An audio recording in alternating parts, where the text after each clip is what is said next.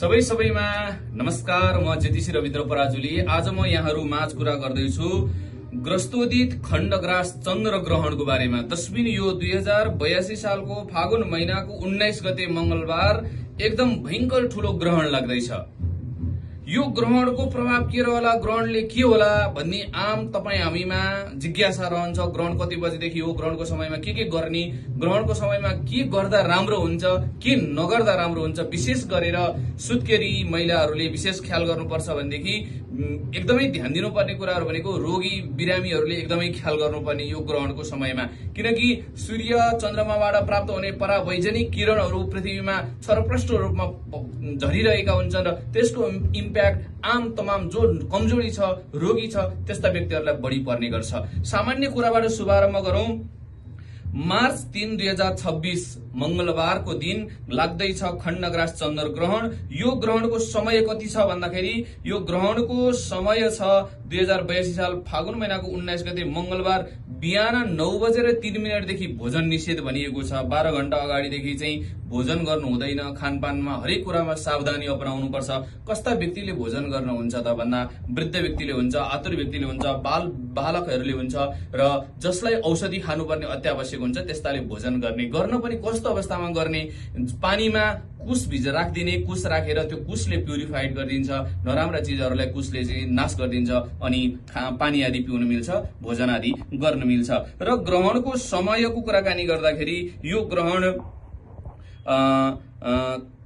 कति बजेदेखि लाग्ला भन्ने हामी तमाम सबैमा जिज्ञासा रहन्छ र यो ग्रहणको समय शुभारम्भ हुन्छ करिब 3 बजेबाट ग्रहणको शुभारम्भ समय छ। त्यस्तै गरी त्यो ग्रहण चाहिँ फेरि काठमाडौँको परिवेशमा 6:03 यानी कि चन्द्रोदय पश्चात मात्र यो ग्रहण देखिन्छ र त्यो ग्रहण कति बजे सकिन्छ, 7:02 यो ग्रहण सकिन्छ। र यो ग्रहणको प्रभाव चाहिँ कुन कुन राशिहरूलाई रहला यो पनि जिज्ञासा हामीमा छ। मेष राशि भएका व्यक्तिहरूलाई चिन्ता छ, वृष राशिलाई व्यथा छ, मिथुन राशिलाई एकदमै राम्रो चाहिँ यो ग्रहणको शुभ प्रभाव चाहिँ मिथुन राशिलाई छ। मिथुन राशि मालामाल बन्ने राशिहरूमा भन्दा आम ज्योतिषीहरूले भनिरहनु भएको छ उहाँलाई स्त्री प्राप्ति छ र स्त्री प्राप्तिका लागि पनि केही कर्महरू गर्नुपर्ने हुन सक्छ। त्यो कर्मको बारेमा पनि हामीले जान्नुपर्छ। कर्कट राशिलाई क्षति, सिंह राशिलाई घात, कन्या राशिलाई खर्च, तुला राशिलाई पनि एकदम राम्रो छ। तुला राशिलाई पनि लाभको समय छ। वृश्चिक राशिलाई पनि सुख मिल्ने, वृश्चिक राशि पनि राम्रो राशिमा पर्यो। धनु राशिलाई माननाश, मकर राशिलाई कष्ट, कुम्भ राशिलाई स्त्री जातिबाट पीडा र मीन राशिलाई सुख हुने। यो ग्रहणको तपाईलाई राशिहरूको प्रभाव अनुसार मैले तपाईलाई बताएँ। अब ठ्याक्कै यहाँलाई बताउन गइरहेको कुरा चाहिँ ग्रहण कति बजेदेखि ठ्याक्कै लाग्ने हो। जस्तो मोटामोटी 3:34 देखि चाहिँ ग्रहणको समय शुभारम्भ हुन्छ र त्यो ग्रहण काठमाडौँबाट चाहिँ ठ्याक्कै 6:03 ग्रहण देखिन्छ चन्द्रोदय पश्चात र यो ग्रहण 7:02 सम्म छ। यो ग्रहणको समयमा के गर्ने, नसुत्ने, शुद्ध के हुन्छ निद्रायाम जायते व्याधि, रोग बढ्छ। मूत्रे दारिद्र माप्नुयात भन्छ, दिशा पिसाब गर्दा दरिद्रता हुन्छ। पुरुषे कृमि योनिस मैथुने ग्राम शुङ्कर, ग्रहण लागेको बेला मैथुन आदि कर्म गर्यो भने गाउँमा सुँगुर हुनुपर्छ। अभ्यञ्जने भवित कुष्ठी, शरीरमा तेल लगाउनु हुँदैन, कुष्ठ रोगहरू आउँछ।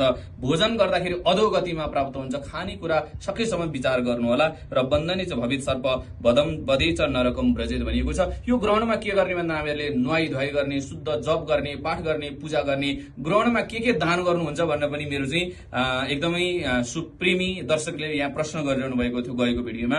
ग्रहणको समयमा चाहिँ तपाईले दान दक्षिणा गर्ने, पैसाहरू छुट्याएर राख्ने, सके त्यही समयमा दान गर्ने, तेल दान गर्ने, घिउ दान गर्ने, तिल दान गर्ने, वस्त्र कपडाहरू दान गर्ने, त्यस्तै गरी सुन सुवर्णहरू दान गर्ने, गाई दान गर्ने र मन्त्र जप गर्ने, ध्यान गर्ने, भगवानको विष्णु सहस्रनाम पढ्ने, भागवत पढ्ने, गीता पढ्ने, वेद पढ्ने, गायत्री मन्त्र जप गर्ने। तपाईहरू सिद्धि चाहिरहनु भएको छ भने यो ग्रहणको समयमा बसेर एकदम मजाले ध्यान गर्नुभयो भने तपाईलाई त्यो मन्त्र सिद्धि हुन्छ। तपाईले जे सोचेको त्यो पूरा प्राप्त हुन्छ। लक्ष्मी धन चाहनेले लक्ष्मीको आराधना गर्ने, ज्ञान चाहनेले गणेशको आराधना गर्ने, वैवाहिक जीवनमा सुख विवाह नभएर हैरान भइरहनु भएको छ भने भगवान शिव शंकर गौरी शंकरको आराधना गर्ने।